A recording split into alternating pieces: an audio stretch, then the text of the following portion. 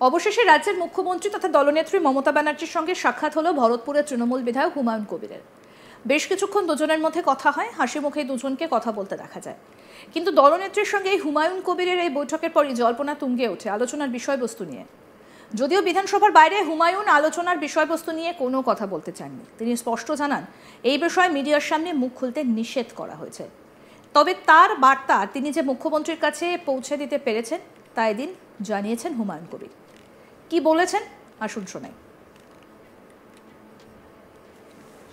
যেটা দেখলাম যে মুখ্যমন্ত্রী মমতা বন্দ্যোপাধ্যায় আজকে হাউসের ভেতর যখন এসেছিলেন, আপনি গেলেন মুখ্যমন্ত্রী মমতা বন্দ্যোপাধ্যায়ের কাছে এবং বেশ কিছুক্ষণ আমরা দেখলাম যে মুখ্যমন্ত্রী মমতা বন্দ্যোপাধ্যায়ের সঙ্গে আপনার কথা হলো। তো আমরা দেখলাম যে বেশ কিছুদিন আগে দলের তরফ থেকে একটা শোকজ এরকম একটা হয়েছিল, তারপর একটা আপনিও বিভিন্ন মন্তব্য করলেন, কিন্তু আজকে যেটা দেখলাম যে মুখ্যমন্ত্রী আপনাকে ডেকে নিলেন, আপনাকে সময় দিলেন, কথা বললেন, এটা নিয়ে কী বলবেন? এটা কনফিডেন্সিয়াল ব্যাপার।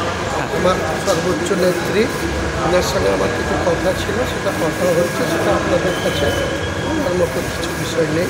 এটা আমি সম্পূর্ণ কনফিডেন্সের সঙ্গে বলছি যে নেত্রীর সঙ্গে আমার যে আলোচনা হচ্ছে, নেত্রী আমাকে আপনাদের যে কোনো প্রেসকে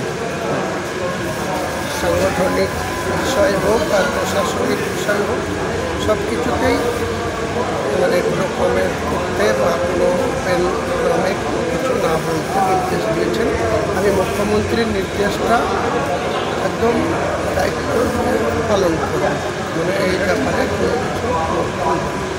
আর দেখলাম যে আপনিও হাসলেন, মুখ্যমন্ত্রীও হাসলেন, তাহলে কি সব সমস্যা মিটে গেল এটা আমরা বলতে পারি? দেখুন, এসব নিয়ে আমি কোনো কথা বলবো না। আমি মুখ্যমন্ত্রীর সঙ্গে আগের দিনও চেষ্টা করেছিলাম দেখা করার, অনেক খিচিমিচিতে ছিলেন, দেখা হয়নি। আজকে আপনারা দেখেছেন যে আমি মুখ্যমন্ত্রীর সঙ্গে কথা বলেছি, আমার যেটুকু বলার সেটা বলেছি। উনি আমাকে পুরো নির্দেশ দিয়েছেন যে কোনো ওপেন ফোরামে, কোনো মিডিয়ায় বা কোনো মানুষের সামনে দলের কোনো বিষয় নিয়ে কোনো কিছু না বলতে। আমি মুখ্যমন্ত্রীর নির্দেশটাকেই পুরোপুরি মান্যতা দিয়ে। আমাদের প্রতিনিধি সুজয় ঘোষ কি প্রতিবেদন তুলে ধরেছেন শুনবো এবার। হঠাৎ করেই বিধানসভার অধিবেশন চলার সময় আমরা দেখলাম যে ভরতপুরের তৃণমূল কংগ্রেস বিধায়ক হুমায়ুন কবির তিনি সাক্ষাৎ করলেন মুখ্যমন্ত্রী মমতা বন্দ্যোপাধ্যায়ের সঙ্গে। তিনি মুখ্যমন্ত্রী মমতা বন্দ্যোপাধ্যায় যে বসার চেয়ারে বসে, তিনি হঠাৎ করেই হাউস চলাকালীন চলে গেলেন মুখ্যমন্ত্রী মমতা বন্দ্যোপাধ্যায়ের কাছে এবং দেখলাম প্রায় 3 থেকে 4 মিনিট মুখ্যমন্ত্রী মমতা বন্দ্যোপাধ্যায় এবং হুমায়ুন কবিরের মধ্যে বেশ কিছুক্ষণ ধরে তাদের কথা চলে এবং মুখ্যমন্ত্রী মমতা বন্দ্যোপাধ্যায় হাসেন এবং হুমায়ুন কবিরও হাসেন। এ ব্যাপারে সরাসরি আজ তাক বাংলার পক্ষ থেকে আমরা ভরতপুরের তৃণমূল কংগ্রেস বিধায়ক হুমায়ুন কবিরকে আমরা একটা প্রশ্ন করেছিলাম যে আজকে কি বিষয়ে তার সঙ্গে মুখ্যমন্ত্রীর সাক্ষাৎ। যদিও তিনি বলেছেন এটা তার একেবারে ব্যক্তিগত বিষয় এবং এই বিষয়টা মুখ্যমন্ত্রী মমতা বন্দ্যোপাধ্যায় এবং তার যে আজকে সাক্ষাতের বিষয়টা, এটা কোনোভাবেই এটা পার্টির একেবারে অভ্যন্তরীণ বিষয়। এই বিষয়ে অবশ্যই তিনি সংবাদ মাধ্যমে কোনো মন্তব্য করবে না। কিন্তু আজকে আমরা যেটা দেখলাম যে মুখ্যমন্ত্রী মমতা বন্দ্যোপাধ্যায়ের সঙ্গে হুমায়ুন কবিরের সাক্ষাৎ, যেটা রাজনৈতিক মহলে অত্যন্ত তাৎপর্যপূর্ণ বলেই মনে করা হচ্ছে। কারণ আমরা দেখলাম যে কাসেম সিদ্দিকীকে নিয়ে তার সম্প্রতিকালে মন্তব্য, তাকে পরিষদীয় দলের পক্ষ থেকে তাকে ডেকে পাঠানো হয় এবং রীতিমতো সেন্সার করা হয় এবং তাকে একেবারে আলটিমেটাম দেওয়া হয় যে এরপর তিনি যাতে আর কোনো ধরনের এই ধরনের কোনো মন্তব্য না করে। যদি এরপর তিনি মন্তব্য করেন তাহলে কিন্তু তার বিরুদ্ধে আগামী দিনে দল কিন্তু কড়া ব্যবস্থা নেবে। অন্যদিকে আমরা দেখেছি যে এই ফুরফুরা শরীফের পীরজাদা কাসেম সিদ্দিকী তিনি তৃণমূল কংগ্রেসে আনুষ্ঠানিকভাবেই দলের তরফ থেকে তার সাধারণ সম্পাদকের নাম ঘোষণা করা হয় এবং এরপর থেকেই কাসেম সিদ্দিকী একাধিক দলীয় কর্মসূচিতে তৃণমূল কংগ্রেসের যোগ দেয়। কিন্তু যখন কাসেম সিদ্দিকী তিনি যখন কোনো রাজনৈতিক দলে যোগ দেয়নি, আমরা দেখেছি এর আগে একাধিকবার তিনি শাসক তৃণমূল কংগ্রেসকে আক্রমণের নিশানায় করেছিলেন। এমনকি আমরা দেখেছি যে যখন নৌশাদ সিদ্দিকীকে ভাঙড়ে যখন তিনি গ্রেপ্তার হয়েছিলেন পুলিশের হাতে, তারপর থেকেই আমরা দেখেছি যে একাধিকবার এই কাসেম সিদ্দিকী তৃণমূল কংগ্রেসকে আক্রমণে নিশানা করেছিলেন।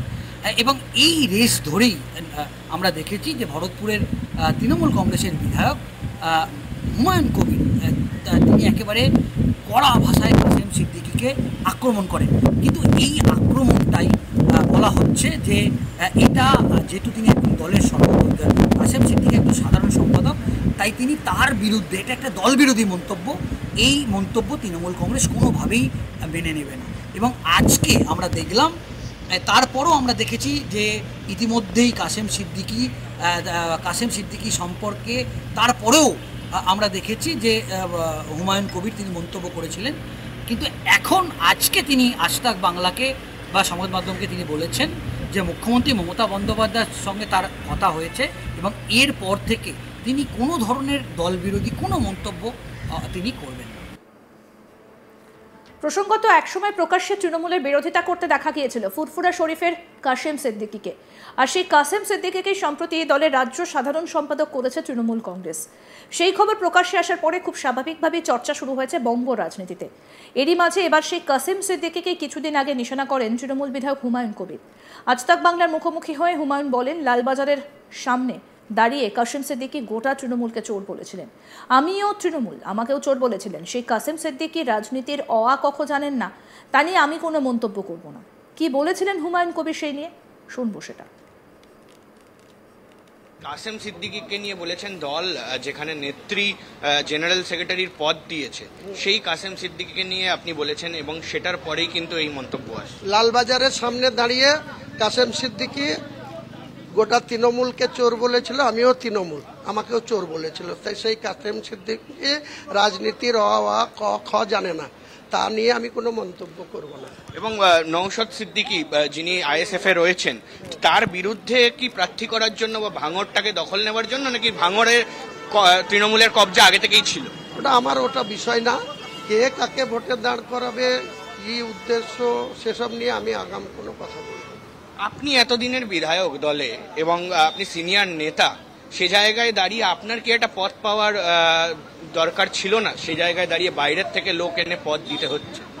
আমি এইসব ব্যাপারে দাদা কোনো মন্তব্য করব না, এটা তো সর্বোচ্চ নেত্রী বা নেতা তাদের বিষয়, কাজে তিনাদের সিদ্ধান্ত নিয়ে আমি কোনো মন্তব্য করব না।